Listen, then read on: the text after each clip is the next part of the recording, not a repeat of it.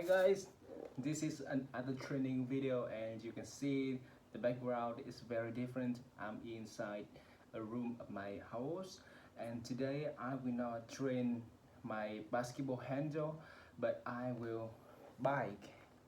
I will bike with the most extent, I mean the heaviest level that this bike can provide, and I will buy for about 8 minutes. I believe I will find a video on YouTube and watch it for 8 minutes, and then I will stop biking. I do not have so much time as you all know, so I need to really make the most out of my time. So yeah, I have a video right here. Why ancient humans were richer than you? Let's start it and let's buy. Oh, but I need something to observe. I mean absorb my sweet.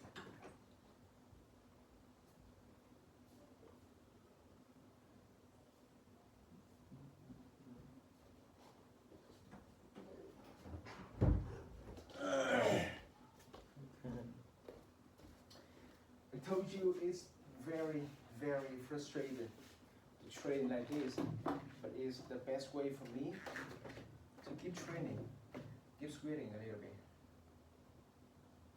Think about your daily routine. Chances are your life is dictated by a clock. You wake up to an alarm, rush through traffic, and surrender the best hours of your day to a schedule dictated by someone else.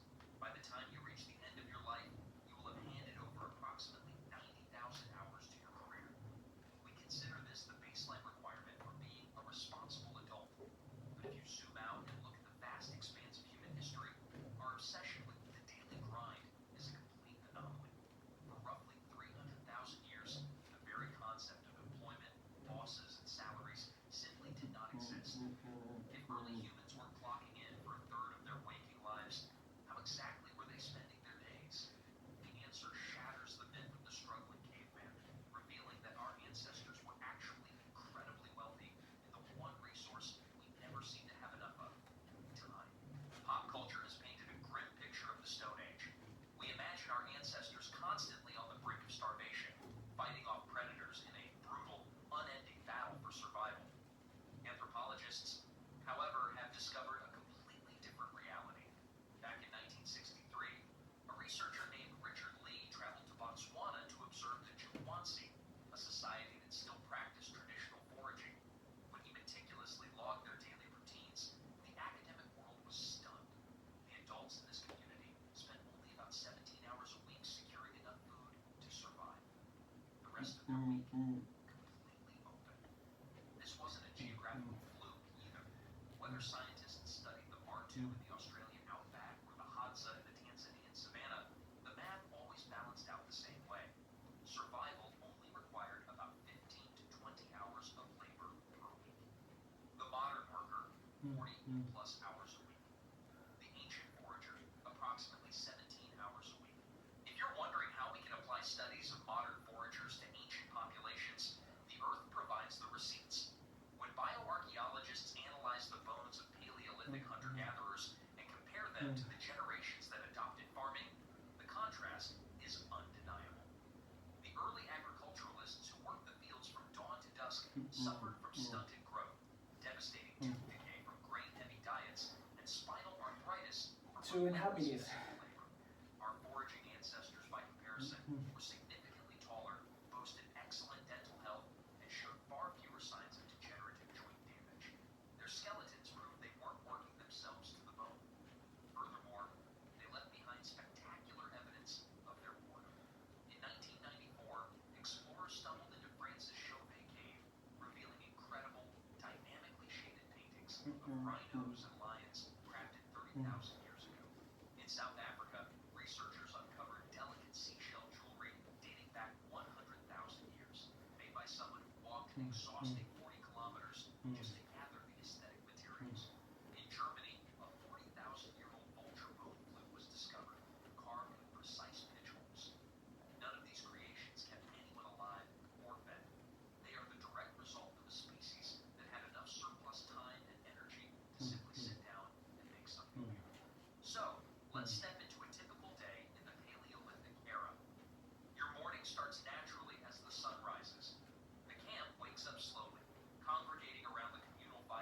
snack on remnants from previous meals.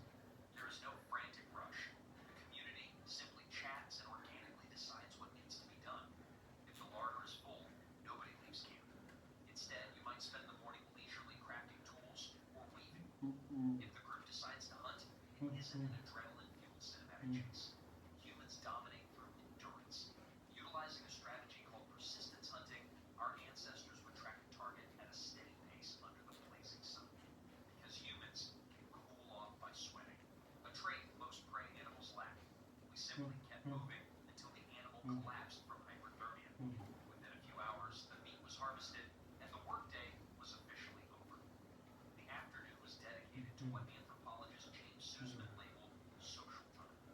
For around 6 hours a day, adults would relax in the shade, joke around, nap, and groom one another.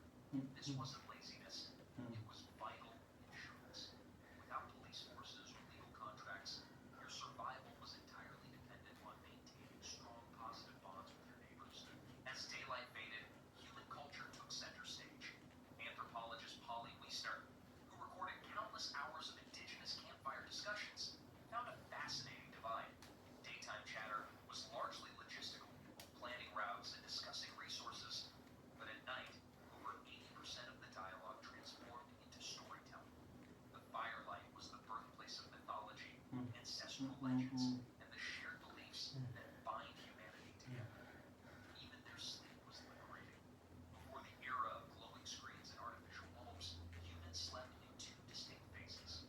You would sleep for a few hours, wake up in the pitch black for a peaceful hour or two of contemplation, quiet conversation, and then drift back into a second sleep. What modern society medicates as a 2 a.m. bout of insomnia was once a perfectly normal window for midnight reflection. Everything shifted about 10,000 years ago when humanity planted its first seeds in the Fertile Crescent. The agricultural revolution seemed like a brilliant innovation until it wasn't. Cultivating crops allowed communities to sustain vastly larger populations. But as tribe sizes exploded, there were suddenly too many mouths to feed to ever revert back to hunting and gathering. We were permanently trapped. Farming demanded grueling, uninterrupted labor, tilling the earth, watering crops, and fending off scavengers. As small settlements bloated into massive cities, society fractured into specialized roles. We invented administrators, military guards, and eventually the concept of selling your time for wages. We completely abandoned our natural lifestyle, exchanging our absolute freedom and abundant leisure time for productivity and food security. Today, we endure decades of immense stress, chasing synthetic milestones of success. And what is the grand prize we are all striving for at the end of this 90,000-hour marathon? We want to retire. We want the freedom to wake up without an alarm, spend our afternoons hanging out with loved ones, and finally have the time to endure. We spend our entire existence grinding in a complex economic machine just to buy back the exact same lifestyle our ancestors woke up to every single day for free. Oh my god. It's 7 minutes of constantly biking. Yeah, just stationary biking. But it's exhausting, I can say. 7 minutes. So yeah, that's all for today. At least you see that I'm sweating and it's a good exercise anyway. I will be back tomorrow. Let's train together every day. Peace out.